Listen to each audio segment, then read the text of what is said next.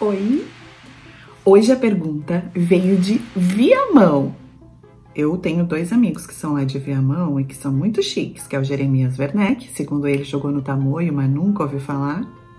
E pelo jeito não jogou nada, né? Porque pro futebol não serviu. Tanto é que hoje ele é um dos grandes jornalistas esportivos que a gente tem aqui no estado. E também meu querido Tião, Paulo Lemes, então já quero mandar um beijo para Viamão, porque as pessoas que eu conheço de lá eu gosto muito, então tenho certeza que todos são muito queridos nessa cidade.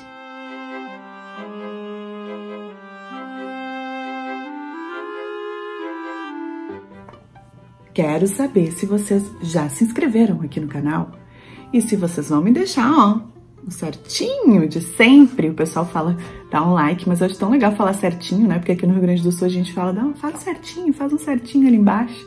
Então eu vou falar, faz um certinho, tá? E também deixa o teu recadinho, deixa a tua pergunta, deixa a tua observação sobre o que a gente vai falar aqui no vídeo, que é muito importante pra mim a gente ter essa troca de ideias, troca de opinião, troca de carinho, tá bom? Bom, quero falar com Mandy, da cidade de Viamão, que me perguntou como tudo começou. Se eu sempre fui fã de futebol desde pequena. Bom, Mandy, quero te responder que a minha primeira ideia, lá no início, assim, quando eu ainda era muito criança, era ser professora. Por quê? Eu morava do outro lado da rua da Escola Municipal de Primeiro Grau Incompleto Ana Nery, que existe até hoje lá em Novo Hamburgo, é uma escola municipal onde a minha família mora no outro lado da rua ainda. Minhas primas Déia e Sandra ainda moram lá do outro lado da rua.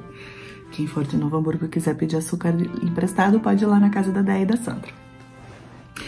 E aí, eu via sempre, desde sempre, a movimentação das professoras, a professora Carmen, a professora Níbia, a professora Sônia, elas eram referências para nós no bairro, né? Elas eram pessoas muito respeitadas lá no Jardim Mauá, onde eu cresci e me criei. Então, quando a gente tem alguém que a gente admira e que a gente tem como referência, a gente quer ser como ela, né? Então, a minha primeira ideia foi ser professora. Tanto que eu sou professora formada, eu posso dar aula de 1ª a 4ª série, e antes de trabalhar com jornalismo esportivo, eu dei aula. Dei aula em maternais, os meus alunos já estão adultos, tem uns que têm até filho, gente, eu encontro por aí pra vocês verem como eu tô velha coroca, entendeu?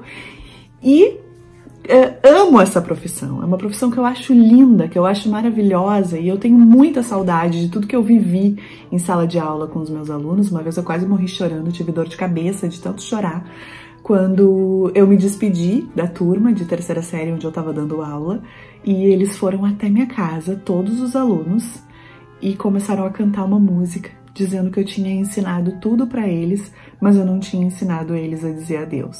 Vocês imaginam como foi o meu sofrimento, né? Enfim. Então é uma profissão que eu acho maravilhosa. Agora, nos últimos anos, eu dei aula em algumas universidades com curso de extensão, dei aula na Fevale, dei aula na Unisc, dei aula na Univates, dei aula... Deixa eu me lembrar para não ser injusta com todo mundo, mas principalmente na Fevale. E aí, alguns alunos meus estão aí brilhando nas emissoras, que eu tenho muito orgulho. Matheus Trindade é um deles, né? Foi meu aluno e hoje está na RBS TV, no Sport TV, fazendo um grande trabalho.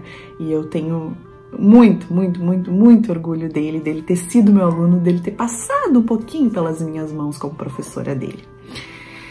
E aí, eu já, como contei no vídeo anterior, me criei dentro de um campo de futebol. Quando eu comecei a crescer, ser adulta e viver mais intensamente o futebol e entender aquilo ali como uma paixão que eu poderia usar como profissão, é que as coisas foram mudando.